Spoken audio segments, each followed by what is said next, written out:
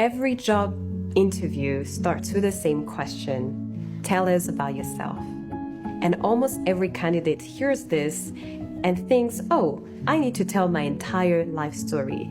And that is where it goes wrong. Here's the truth. Tell me about yourself is just a starter, an invitation to the conversation. It's not the main course. And the magic happens when you focus on three things. One, your energy. Are you engaged, curious, and excited to be here? Two, your relevant experience, the parts of your story that matters to this job, not your entire CV. Three, your impact. What you've done that makes one wants to hear more. For example, you can say, hi, my name is Lina.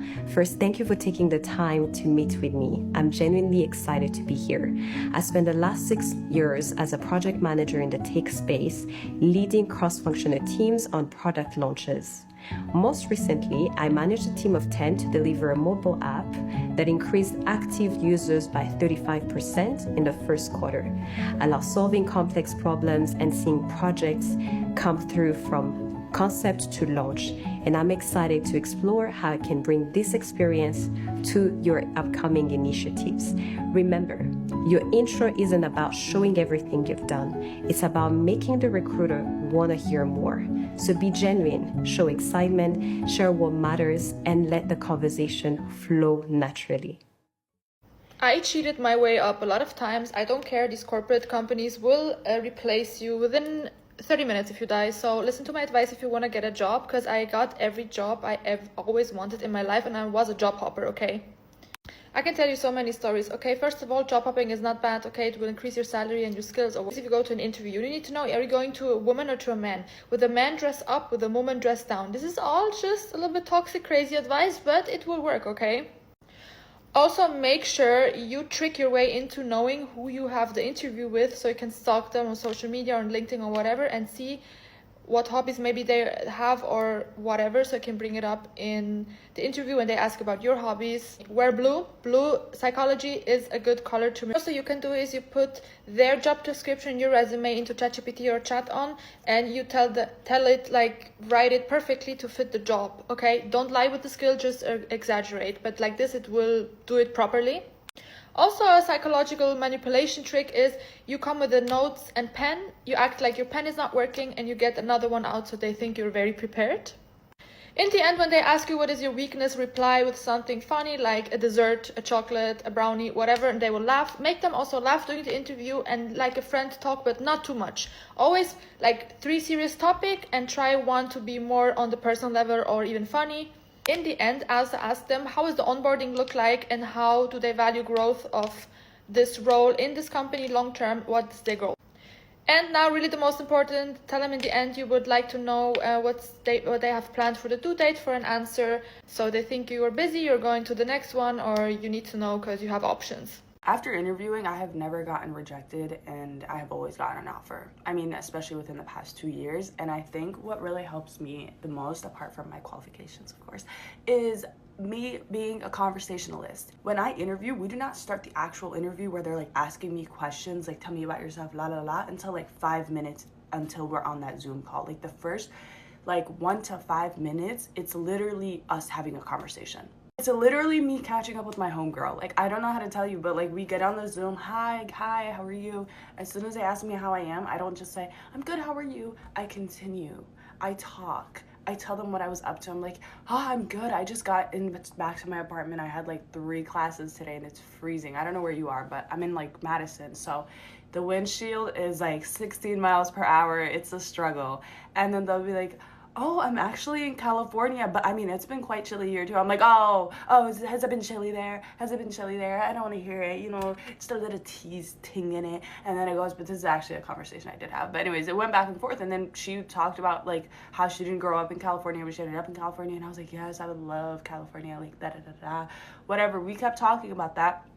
And we just talked about freaking the different types of like states in the US just randomly for like freaking like 3 minutes. And then she told me how she was actually from Germany, and like we talked about German food, and I was like, yeah, I was gonna visit, but I don't know. Anyways, we continued on that conversation. We literally were just like laughing, and then she was like, okay, wait, we have to interview. And I was like, oh yeah, the interview. And it was actually just a fun, genuine conversation. Like, it was just me chopping it up. Like, that's literally how you should go into interviews. Is just, at the end of the day, this is a conversation that could potentially lead to a job. And at the end of the day, you're interviewing this person as much as they're interviewing you. They are not the prize. This company is not the prize by getting you as an employee. They're not doing you a favor by giving you this employment. They are not. You are bringing in bands. You are an employee and you are getting paid to do work. They are getting work, creativity, like so much out of you as a human being and exchanging that for money. So do not think that way. Don't be so nervous. Don't be like so like, oh man, like it doesn't have to be that serious. It really does not. And the moment you let that thought of like, oh, this is this deep and and it can be that deep. It's a job, it's an income, obviously, you know what I mean? It is that deep. But don't let it get to you. Don't let that like seriousness of and like the weight of getting a job get to you and make you so nervous that you fumble the bag. That's all I'm saying.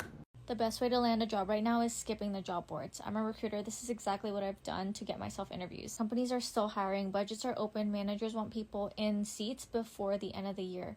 But once winter hits, everyone goes on holiday, interviews stall, and things start to slow way down. So instead of blasting out 100 applications into the void, go straight to the source, recruiters. You're going to search the job title you're targeting on LinkedIn, filter out for recruiters, and you'll have a list of people to reach out to within minutes. And then you're going to write a short and clear message, something like, I'm looking for marketing roles. I have like 2 years of experience. List out the 2 main qualities for why you should be hired, and then you tell them you'd love to be considered for the roles they're hiring for. Giving them one strong reason why you're qualified is literally all it takes. You could say this however you want, but if you give them exactly what they want, exactly what they're looking for, they're going to want to interview you. This works way faster than going to job boards because you're talking to the person who decides if they get you an interview. And just trust me on this, recruiters remember people who make their job easier. Just make sure you track who you reach out to and their responses. Otherwise, it can get messy really fast.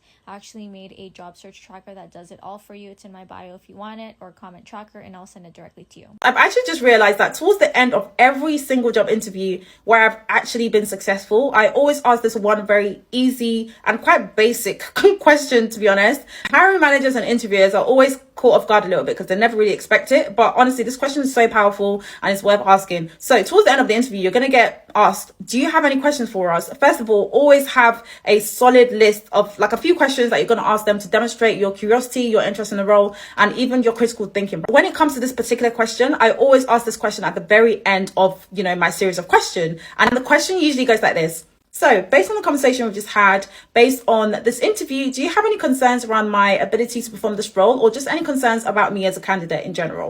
And usually they're a little bit like, okay, wasn't expecting that, but they do think about it and give me some feedback. And the very last time I asked this question, I was told that there was a particular skill that was on the job description, but they weren't too sure if I had enough experience in that area. So what I was able to do was to reassure them on the spot. I was literally able to reassure them there and then that, this is something that I'm very competent in, something that I'm confident in. I was able to point them to my CV and show them, areas in which I've demonstrated that skill. And literally I got through to the next stage. Even in my preparation for the next stage of the interview, I was able to really focus on that area to demonstrate to them that that is something that I'm very confident in and that they had nothing to worry about. And I got an offer for the job. So it's definitely a question worth asking. You can ask it in your own words, but let me know if you end up trying it, and be sure to follow this page for more career tips and tricks like this.